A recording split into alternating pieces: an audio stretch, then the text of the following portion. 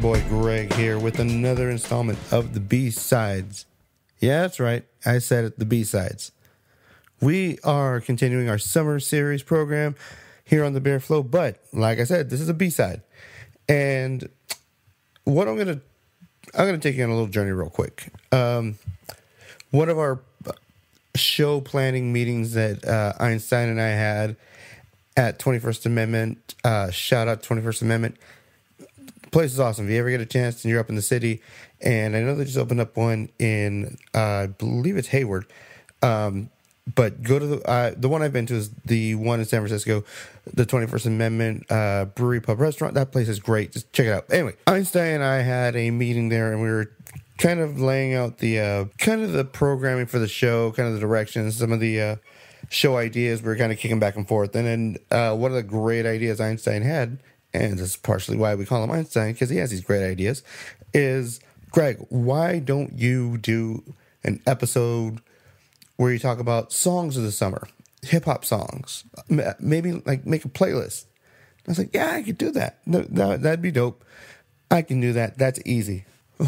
Let me tell you guys, this has probably been one of the harder episodes as far as doing the research for it. So the reason why this episode in particular was hard for me to do is with beer.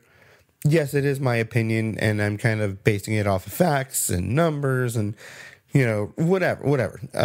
But with this was such a subjective topic that I had to outreach. I had to go to, I guess we can call them my panel, my hip hop panel. It's my brother and some, you know, my brother's brothers, the crew that he grew up with and I grew up with, and we've just known each other for, you know, 20, 25 years. It just goes almost 30 years, I think, at this point. Jesus Christ. I'm getting old. But I trust them. When it comes to hip hop, I trust them. We all are of the same age. We all seen it all. We all been to shows together. So these are my hip hop dudes. I love these guys. Shout out to Ren. Shout out to Jay. Shout out to my bro. Love you guys. Thank you so much for the input. Going back and forth. There were a couple times where I had to walk away, you know, take a, you know, it was, Einstein said, hey, you're like Charles Barkley. You guys are going back and forth. That's great. That's awesome. Yeah, but whatever. The point being is this was so tough to narrow it down. I'm not gonna lie to you. I had a list of 25, and then I tried to narrow it down to 10. That couldn't be done. So finally I just kind of just made the conscious decision to narrow it down to 15. And it's a hard 15. And like I said, it is subjective. Now, this list, there were definitely some runner-ups. Going back and forth with my panel, it was tough. I mean, there were so many lists, there were so many artists that we wanted to put on this list, so many songs. You know, what about this? Don't forget about this. Well, this is a class. Okay, all of that said, let's just get to it. Let's get down to the nitty-gritty. A couple of the runner-ups that we had, the way I really kind of based the criteria for this list is it was what was said and or how it was said when it comes to the rhymes, the lyrics, the contents, and the beat. So a couple of the runner-ups, they had this on their list. I forgot to shout out my cousin, Rob Gotti. Yes, you were on that panel too. I couldn't forget Rob Gotti. Sorry. On this list, the one, you know, they all had different names, and they were all great. Different songs, they were all great.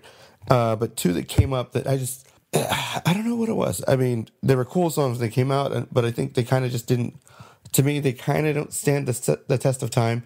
And what I kind of gave them was, you know, help me out. I'm trying to find songs that just are cool, that kind of give you that summer vibe, something that you would hear at a cookout, a barbecue, or if you're sitting on the stoop or hanging out in the balcony of your apartment, you know, whatever the case may be.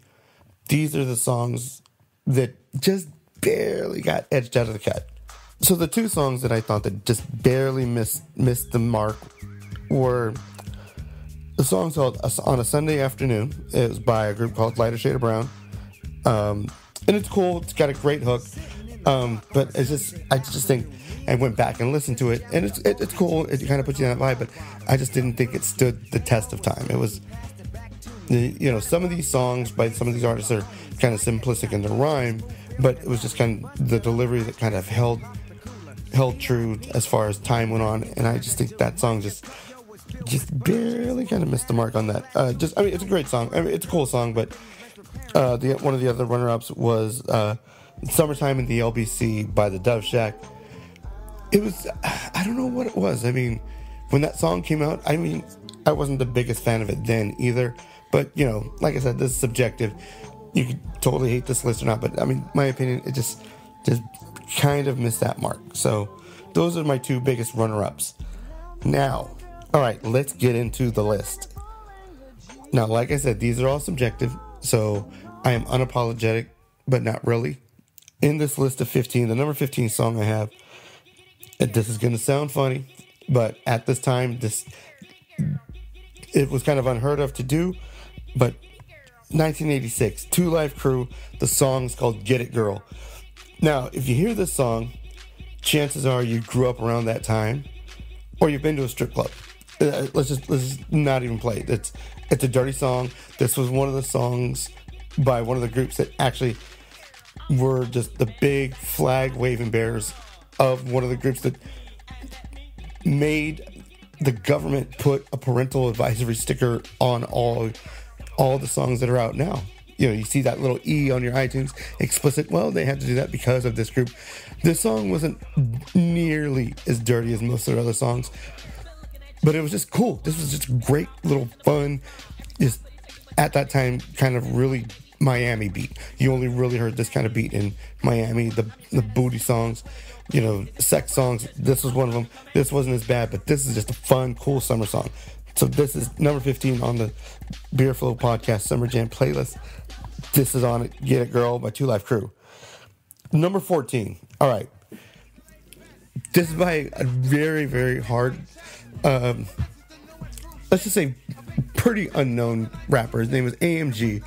A lot of these songs are personal, and for me, this song is from the album called Bear With Me. At this time, a lot of dirty raps, a lot of smoking songs, a lot of gun, gangster, all that.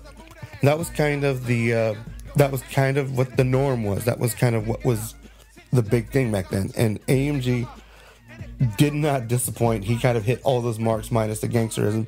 He was all about the weed and all about the chicks. So from 1992 album, Bitch Better Have My Money, the artist is AMG, but the song's called Vertical Joyride. It is track 1 on his album. And the reason why that was personal to me was because back in that summer of 92, when me and my crew, me and the panel, when we were about to take off somewhere and someone put that in the Jeep, shout out to Monica, or my freaking Ford Ranger, anybody, whoever was driving, if that song came on, you knew it was on. And Vertical Joyride, it was a song about weed. I personally wasn't a big weed smoker, but that's what the song is about. And you just hear that beat, and it's just this weird little whiny, like just twerked out beat. As far as like, it's cool. It's fun. It's a song about weed.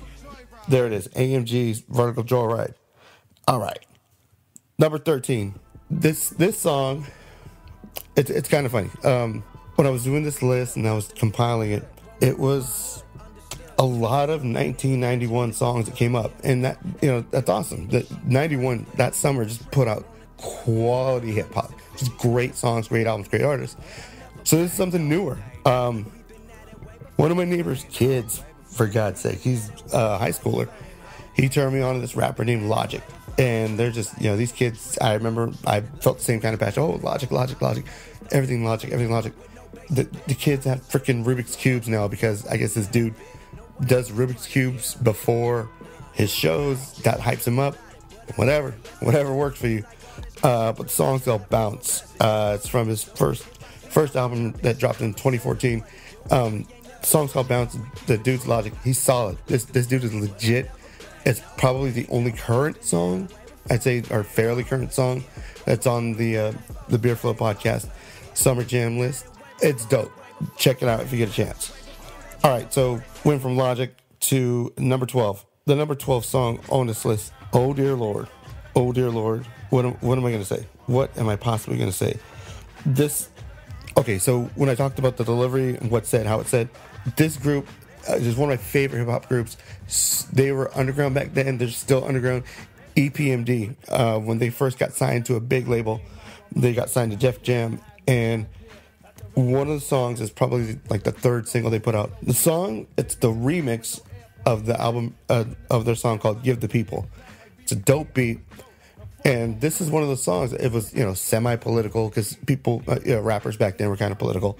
That was when it first started. They started talking consciously, and the song "Give the People" has a dope beat. But if you take those lyrics and kind of put them into like in a current situations and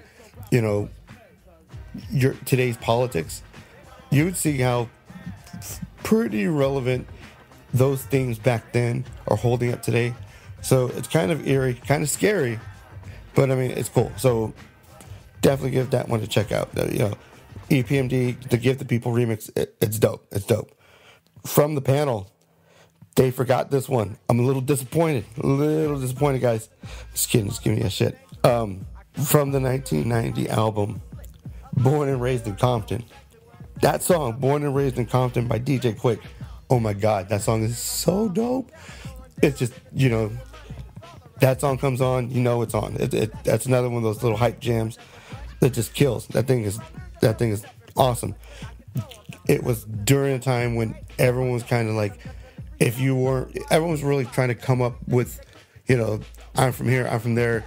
And DJ Quick, to this day, is one of the most relevant producers. He was probably one of the first really musical West Coast. I mean, there was a lot of West Coast producers that were musical, but there was just something about Quick. And even way back then, there was just something about him that was just different in a good way. And it's just so awesome that he's held up to that. He's still the man. So, Born and Raised in Compton, DJ Quick. Number 10. Okay, this is a little bit more current as well. I know there are a lot of other songs that are better songs, but I mean, this is definitely one of those songs you put on, and it's just dope. It's Jay-Z and Jermaine Dupri from 1998, Money in the Thing. Just the beat goes in, doo-dum, doo-dum. That song is just hype. You hear that, and you're gonna have a good time. That was definitely during the whole Jiggy era, right when it was starting to come off. So definitely give that one on, put that one on the playlist. That one is dope. All right, so now we have broken into the top 10. The top 10 from the Beer Flow summer playlist, summer jam playlist. Because let's face it, when I think of summer in hip hop, I used to always think of summer jams that were put on, the big shows. If this was just a playlist of songs that I knew would be performed, I would lose my gourd. So anyway, back to it. Look, before he went nuts, before he went crazy, before he thought he was Jesus, Kanye was the man. I mean, to an extent, he still is. This is when he was still kind of at that, man, Kanye is a genius. Kanye is a genius. Well, he was at that time. Now I think he's just kind of crazy. No disrespect, but whatever. But when Gold Digger came out, come on, that song came on, and that song is a shit. What else can I say? That song is a shit. You play a Gold Digger right now, and I don't care what you think about Kanye, whatever you want to call him. That song is dope. So Gold Digger by Kanye West, released in 05. That song is hype. All right. Number 8 is a personal favorite of mine. Dropped in 2001. Oh my God. When Outkast came out on the scene, they're just so different, so cool. Dirty South, all that.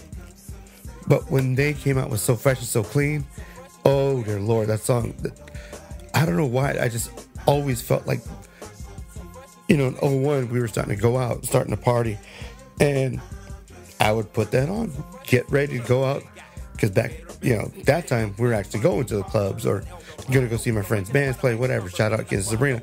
But I just remember putting on So Fresh, So Clean. Yes, I'm about to be So Fresh, So Clean. Let me go get my, big 22-ounce beer.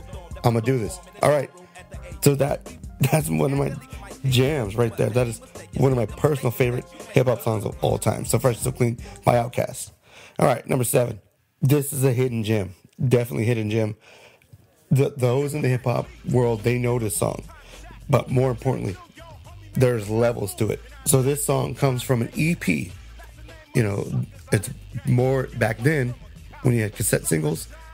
It wasn't quite an LP, long play, and it wasn't quite a single. And it was definitely a little bit more than a maxi single. So it was an EP, an extended play.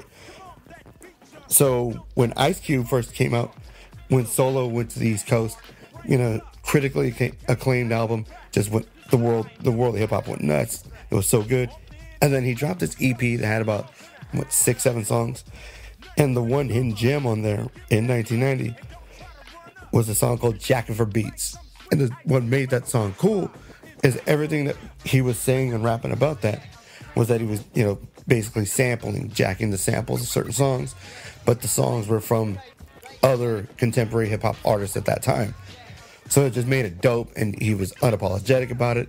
And it's just awesome. So if you get a chance, make sure you listen to Jackin' for Beats on Ice Cube, or by Ice Cube. I think you could probably find it on Ice Cube's greatest hits or something. But definitely check it out. Just the nostalgic beats that he does, Jack, it's just awesome. All right.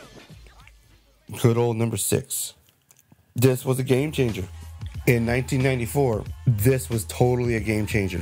Nas had come out with, as a guest rapper, and then he dropped his album Illmatic, and this was I actually read an article one time where it talked about how that album changed the world of hip-hop, and how, let me get this great producer, and this great producer, and I'll get them all to make me a song and put it all these songs on one record. Where at the time, there was just, you pretty much worked with one producer for the album. That was it. Put it out there. Hopefully it sells. Well, Nas went to all kinds of different, producers. Large Professor, Q-Tip, Premier. And when he dropped Illmatic, this was my jam. I love the song. It ain't hard to tell. You put that song on now, it still holds up. That song is just straight fire. Speaking of straight fire, number 5 on the list. There's this debate where people talk about the greatest rapper of all time. Is it Tupac? Is it Biggie? Is it Tupac? Is it Biggie? And I swear to God, if some dumb kid comes up to me and says, Fetty Wap, I'm gonna hit you. Just kidding. No violence, but seriously, shut up. Personally, I like Biggie. I know it is Coke or Pepsi. I get that. But for me personally, I was always a bigger Biggie fan. When I hear this song, I think, man, I think of that scene in 10 Things I Hate About You. And it's like, if this song can make Julia Stiles get up and dance, just do a dope dance, and have other white girls in this country and in this world say, yeah, I love that song because I want to dance like that. It's a hit. It's a classic. So yes, in 1997, from Biggie Smalls, the Notorious B.I.G., Hypnotize, play it, watch everyone bounce. Please play that song. That is one of my favorite jams. Number 4. Now, when I first heard about this group, there was more write-ups about it, and back then there was the Source magazine, and in the Source magazine they used to have their summer music preview, and this is kind of my take on that. And I remember them writing up about this group that was coming out. I'm like, oh, you remember the one rapper that he rhymed on one of Third Base's albums, and they even say they gave him a shout out, KMD, blah blah blah. And I was like, okay, whatever. This is, Zev Love X. So I was like, I don't know what they're saying, but okay, whatever. But then the single dropped. That single was just crazy. And the reason this is what made it crazy is that it was simple in the fact that they weren't gangsters. They weren't, they didn't really talk about even drinking or weed or anything. They talked about, like teenage dumb shit, like girls and like snapping on people. And at that time, there was the big. So during that time, there was, yes, there was a predominance of like weed and booty songs and gangsterism, but there was also the consciousness, and there weren't a lot, and there was definitely more. I would say in the East Coast, where that's honestly where the first I ever really understood what a Muslim was through rappers and things like that. 5%ers, 50%ers, what up God, all that. For those who don't know, if you listen to some of those old hip hop songs from like Rakim and things like that, you'll hear it. And then if you ask the right questions or go down the right path, you can figure it out. But with the internet, you can figure out anything. So whatever. But anyway, back then, this was one of those conscious groups, and the stupid, fun, dumb, jazzy song was called Peach Fuzz. And I swear to God, when I got that on vinyl, I could not wait to record it, put on a cassette, and bump that in my Ford Ranger. If you were in my truck, driving around, getting dropped off, whatever, you heard, especially during the summertime, because that song, that song came out in, like 91, 92. You heard that song. I know you heard that song. I made sure everyone heard that song. As a matter of fact, if I'm not mistaken, his opinion may have changed, but shout out Zeno. To this day, up until recently, he's always said, I introduced him to that group, and to this day, that is his favorite hip hop album. So, the group is called KMD. The song is called Peach Fuzz. Please put it on. It's funky. It's quirky, but it's so cool. It's so cool. So, off of this list, you may have noticed that there is no Dre, Snoop, or Cypress Hill.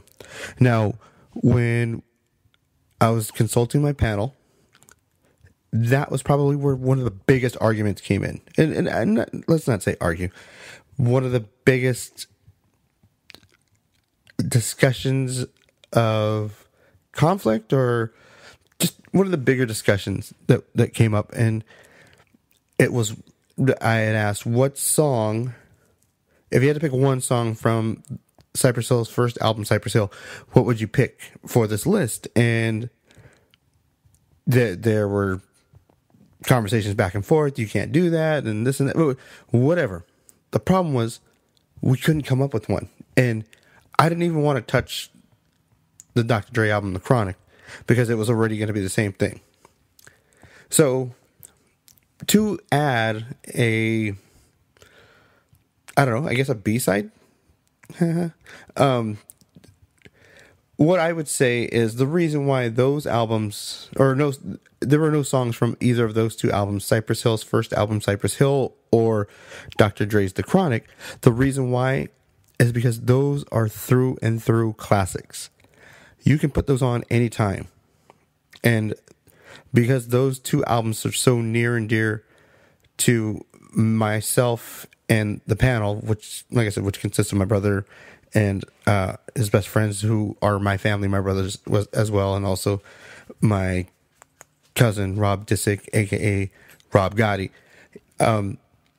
Those are the two albums that just really wore the soundtrack for our youth and for our lives. Those two albums just molded. That was like, those were the glue. Those two albums were the glue that held us all together. And it sounds dramatic, but I mean, it really, those two albums are just straight through and through, just bangers, beginning to end, classics. That's why I didn't choose any song. We all have our favorites as far as the panel goes, but those definitely are just go-to albums. You play those two albums, any song, and you are good for your Beer Flow summer playlist. Just do it. If you should have both of these albums. Well, I understand if you don't like, Cypress Hill, I get that. That's fine. That was for everyone, but that was all for us. That was for me and the panel. That was for us. And The Chronic, well, hell, you should have it. Let's just face it. It's a classic. You should own Dr. Dre's The Chronic. So that's the reason why those two albums have no songs represented on those lists because those two are just albums entirely that cannot be picking apart. So that's it. Just wanted to throw that one in. Okay, back to the list. Number 3, Oh Dear Lord. If you were around back then, and I no disrespect to today's youth, because I don't know what you guys do. I'm not a high school kid, but when I was in high school, in the summer of '91, like I said, it goes back to that whole summer of '91. So much great music came out. Low End Theory came out, and then there was that group song, that one that just made everyone go crazy. I'll pull this one again. Played it at the prom. Me and my crew and I just went nuts. Everyone went and jumped around to the song and just went crazy when they played Scenario with A Tribe Called Quest and Leaders of the New School. Just bust the rhymes. Right now, I guarantee you right now, if you put on Scenario, people will lose their shit. I mean, that song is just so dope. Scenario, Tribe Called Quest, the number 3 Beer Flow podcast, Summer Jam. All right. Now, here we go. This is where some of the controversy is going to come in.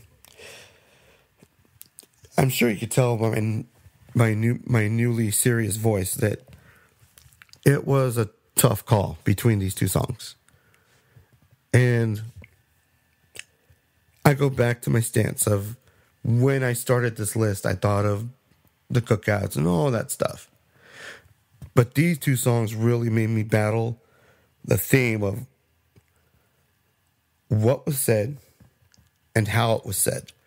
And then I placed that into its relevance of the summertime cookouts and all that stuff.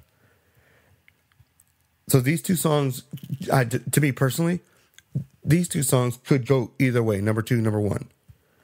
But for me, the number 2 hip-hop jam, pretty much of all time. This is why it's number 2 on the playlist. It is Summertime by Jazzy Jeff of the Fresh Prince. And I know you hardcore hip-hoppers, you crazy historians, the Biggie Tupac flag bearers. Yes, it's Jazzy Jeff. Yes, it's the Fresh Prince. Yes, it's Will Smith. I get it. But I swear to God, that song just makes you think of summer. It makes you think of just chilling and relaxing and just like, man, this is really what summertime is. And that song is the perfect background for that. And to me, that song just truly encapsulates what summertime is all about. Yet it's number 2. Because number 1, for me, it's personal, but on paper, it is like the bipolar opposite of that.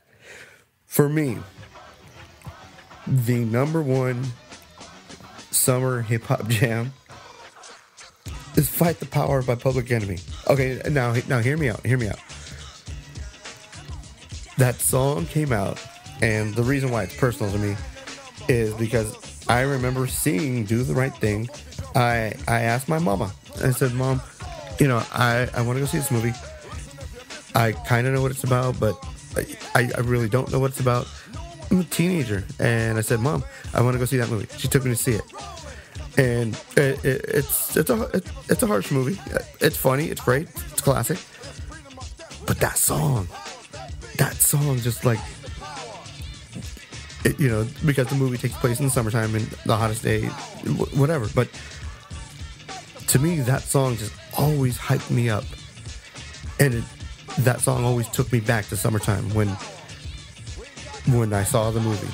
And then even, Chuck D even says in the beginning, 1989, Get Down, Another Summer, Sound of the Funky Drummer. Yeah, that's it. And, for those of you who know the story about, Spike Lee reaching out to Chuck D, I want you to write an anthem for this movie, and this and that. Yeah. Okay, so whatever. That's the story. But that song for me personally, that truly takes me back. And it makes me think of that memory with my mom. My mom taking me to go see Do the Right Thing in the movie in the summertime. And then, a couple of years later, I had, another summer memory with that movie. I remember I'm probably a senior, maybe a senior in high school. But anyway, Public Enemy and this crazy bill of rappers came to the Shoreline Amphitheater. And I believe at that show, my brother will correct me if I'm wrong, but it was like Public Enemy, Kid and Play, Big Daddy Kane, Queen Latifah, Bay Area rapper Paris. Crazy bill. And if I'm not mistaken, I think Digital Underground might have been at that show. And if that is true, my brother will confirm that. But if that's true, during that time when they were touring, Tupac was still a dancer. He wasn't a rapper yet. So anyway, all of that was the bill. But Public Enemy headline. And I remember seeing them, and it was just like, oh my God. It was literally like, to me back then in high school, it was like seeing a superhero. Seeing, Flavor Flav rip on somebody in the audience because somebody was heckling him. Just, I'm going to get to that shit, G. And it was just great. I couldn't believe it. So, to me, that is my number one hip-hop summer jam. Now, like I said, this list is completely subjective. But I guarantee you, if you were to take all these songs, put them on a playlist, and play it, you're going to have a pretty nice summer day. I promise. So, that is it. That is our B-side. I hope you liked it. If you didn't, hey, whatever. Give us some feedback. Check us out on SoundCloud, Stitcher, iTunes. And, we just set up our Snapchat account. So, you can follow us on Snapchat and on Instagram and also on Untapped. You can follow us, The Beer Flow. Check us out. Normally we do a 15 for 30, but you know what? I think we've covered enough ground. So from everyone here at The Beer Flow, thank you so much for the love and support. We see your guys' reviews. Thank you so much. We'll catch you next time. Maybe I'll do a 3-beer flight review to make up for this week. I don't know. We'll figure it out. But hey, thanks for listening. Thanks for the love and support. We'll check you guys next time. Make that playlist. All right. Peace.